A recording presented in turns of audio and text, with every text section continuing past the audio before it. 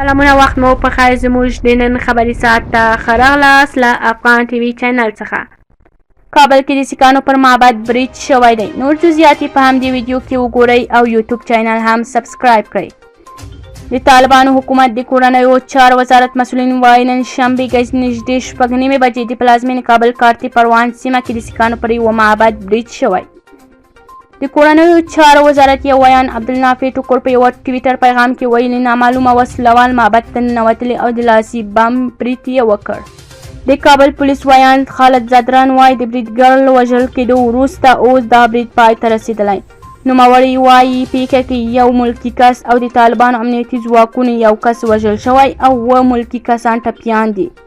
د دې پیښې مسؤلیت تر اوسه کومې ډلې نه دی منلی.